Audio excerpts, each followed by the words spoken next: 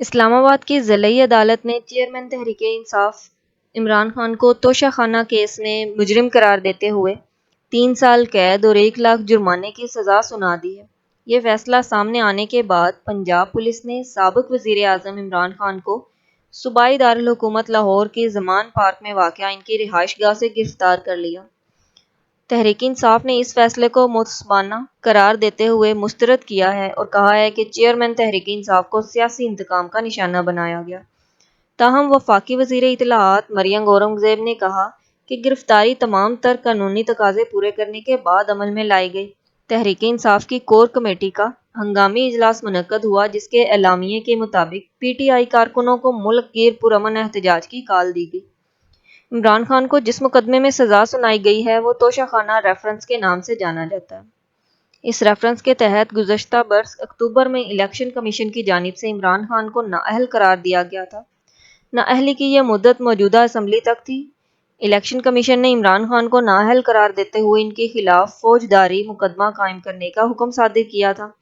اسی فیصلے کے نتیجے میں اسلام آباد کے مقامی عدالت میں عمران خان کے خلاف فوجداری کا مقدمہ دائر کیا گیا تھا جس پر سماعت گزشتہ کئی ماہ سے جاری تھی۔ آئیے پہلے جان لیتے ہیں کہ توشہ خانہ ریفرنس آخر ہے کیا۔ سابق وزیر اعظم عمران خان کے خلاف توشہ خانہ کیس کی ابتدا اس وقت ہوئی جب مسلم لیگ نون کے رکن قومی اسمبلی بیرسٹر محسن نواز رانجھا نے ان کے خلاف ایک ریفرنس دائر کیا جسے اسپیکر قومی اسمبلی نے الیکشن کمیشن کو بھجوایا تھا۔ ریفرنس میں دعویٰ کیا گیا تھا کہ عمران خان نے سرکاری توشہ خانہ سے تحائف خریدے مگر الیکشن کمیشن میں جمع کروائے گئے اثاثہ جات کے گوشواروں میں انہیں ظاہر نہیں کیا گیا۔ اس طرح وہ بددیانت ہیں، لہٰذا انہیں آئین کے آرٹیکل 62(1) کے تحت نااہل قرار دیا جائے۔ ریفرنس کی کاپی کے مطابق درخواست گزار نے کہا تھا کہ عمران خان پر قانونی طور پر لازم تھا کہ وہ ہر مالی سال کے آخر میں اپنی اہلیہ اور زیر کفالت افراد کے تمام تر اثاثے چھپائے بغیر الیکشن کمیشن آف پاکستان میں جمع کرواتے۔ دستاویز میں یہ الزام بھی لگایا گیا تھا کہ عمران خان نے جانتے بوجھتے توشہ خانہ سے لیے گئے تحائف کو چھپایا اور یہ کہ انہوں نے قبول کیا ہے جیسا کہ مختلف میڈیا رپورٹس میں کہا گیا کہ انہوں نے یہ تحائف فروخت کیے، لیکن الیکشن کمیشن کے دستاویزات میں ان کی فروخت بھی چھپائی گئی۔ دستاویزات کے مطابق سابق وزیر اعظم عمران خان کو اپنی حکومت کے دوران کل 58 تحائف ملے جس میں گراف کی مکہ ایڈیشن گھڑی سمیت مختلف اشیاء تھیں۔ یہ تحائف عمران خان نے توشہ خانہ سے 20 اور بعد ازاں 50% رقم ادا کر کے حاصل کیے۔ ان میں سے کئی ایسے ہیں جن کی لاگت 30,000 روپے سے کم تھی، لہٰذا قانون کے مطابق وہ یہ تحائف مفت حاصل کر سکتے تھے، جبکہ 30,000 سے زائد مالیت کے تحائف کی قیمت کا 20% ادا کر کے حاصل کیے گئے۔ توشہ خانہ کیس میں ایڈیشنل سیشن جج ہمایوں دلاور نے اپنے فیصلے میں لکھا کہ ملزم یعنی عمران خان کے خلاف توشہ خانے کے تحائف حاصل کرنے کے باوجود 2018-19 اور 2019-20 میں اثاثوں کی جعلی تفصیلات دینے کا الزام ثابت ہوا۔ اس میں لکھا ہے کہ عمران خان نے سرکاری خزانہ سے فوائد حاصل کیے مگر اسے جان بوجھ کر چھپایا جس سے وہ بدعنوانی کے مرتکب پائے گئے ہیں۔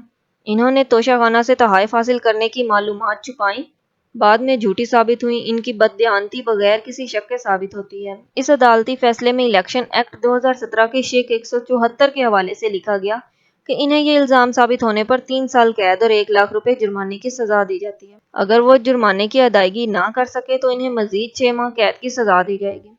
جج ہمایوں دلاور فیصلے کے آخری پیراگراف میں لکھا کہ ملزم آج عدالت میں موجود نہیں ہیں، لہٰذا گرفتاری کے لیے فیصلے کی کاپی اور وارنٹ آئی جی اسلام آباد کو بھیجا جائے۔ خیال رہے کہ ایڈیشنل سیشن جج نے فیصلے میں یہ بھی لکھا کہ دوپہر 12 بجے تک ملزم کی جانب سے دلائل دینے کے لیے کوئی بھی عدالت حاضر نہیں ہوا، جس کے بعد عدالت نے 12:30 بجے محفوظ فیصلہ سنایا۔ پاکستان کے قانون کے مطابق عمران خان کے پاس یہ حق ہے کہ وہ اس سزا کے خلاف اعلیٰ عدالتوں سے رجوع کر سکتے ہیں۔ نامہ نگار شہزاد ملک کے مطابق سابق وزیر اعظم عمران خان کو سزا سنائے جانے کے بعد ان کے پاس موجود قانونی راستوں کے آپشن میں سب سے پہلا آپشن اسلام آباد ہائی کورٹ میں اس فیصلے کو چیلنج کرنا ہے۔ مزید جاننے کے لیے چینل کو سبسکرائب کریں، ویڈیو کو لائک کریں اور کمنٹ سیکشن میں اپنی رائے کا اظہار ضرور دیں۔ تب تک کے لیے اللہ حافظ۔